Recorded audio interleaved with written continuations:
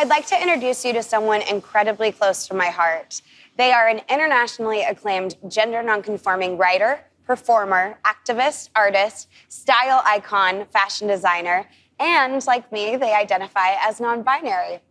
My very good friend, Alok Ved Menon. Thank you so much for being here, Alok. Congrats on coming out as non-binary. Thank you. I'm so curious, what has it been like since? It has been so rewarding to hear how many people it has helped and has impacted. Also, people telling me that they hadn't heard of what non-binary means until I changed my pronouns, and it forced them to take a look at the topic, and who may not have been exposed to, the community in other ways. That's why I'm just so grateful that my fans and my friends are as wonderful as they are. This is your first Pride out as non-binary. Yeah. How does that feel? It feels incredible. I just feel like I'm finally showing the world my truth, too. So it's been really cool. But I'm curious, what does non-binary mean to you? Non-binary doesn't just mean I'm neither a man nor a woman. It means I'm so much more than a man or a woman. It means that, like the universe, I'm so expansive that any attempt to categorize me will always fail, like trying to hold water in your hand. It'll just kind of seep through. Oh, I love that.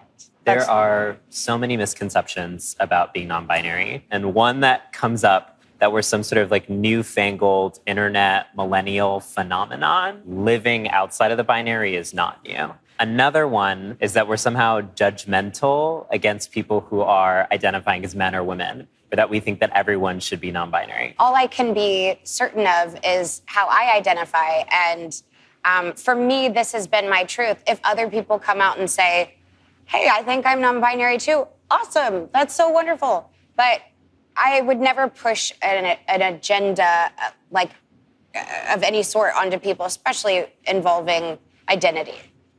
Yeah, and I think a lot of times people mistake us saying we want a world beyond the gender binary as saying you're not allowed to be a man or a woman. And I'd like to clarify what that means. What that means is only you get to determine what your gender is. So if you say I'm a woman, then baby, you're a woman. If you say I'm a man, then you're a man. You just don't get to tell other people what their gender is. Yes. So moving beyond the gender binary, it's not really about erasing how you identify. It's just saying you're not allowed to police other people's gender. And there's this other misconception that I get a lot, which is that non-binary fashion isn't mainstream or it's just some kind of like fringe fashion trend. But newsflash, darling, I don't know if y'all saw the Vogue cover with Harry Styles last year. Harry wearing a dress. Yes. Actually, this conversation is totally part of the mainstream. Harry was also wearing a blouse, the Met Gala in 2019. There's been so many amazing moments of gender-free fashion.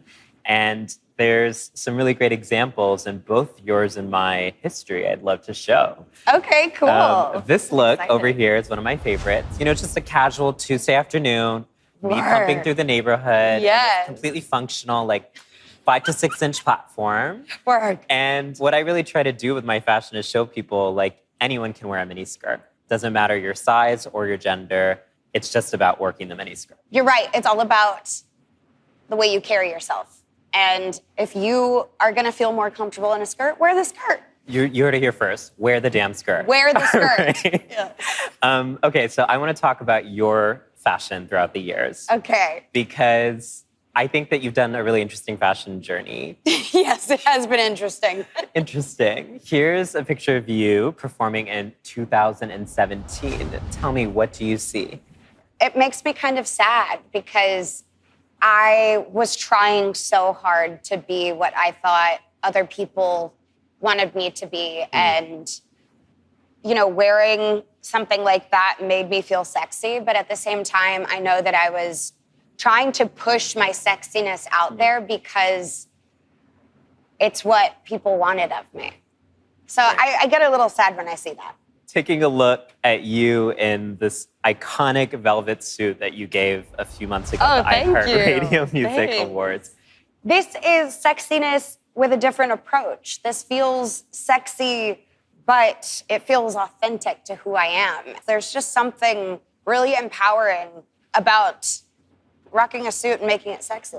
In this next look, which is really a TBT for people, we're back in 2014. Oh my gosh, yes. And you were the Grand Marshal of LA Pride. Yes. And you were also filming your I Don't Care music video. Mm-hmm. This picture actually makes me smile because I can see that even though at that time I was in a relationship with a man and I wasn't out yet as bisexual, I feel like of all of the years that I spent being someone else, this period of time was some of the most authentic that I could have been throughout all those years.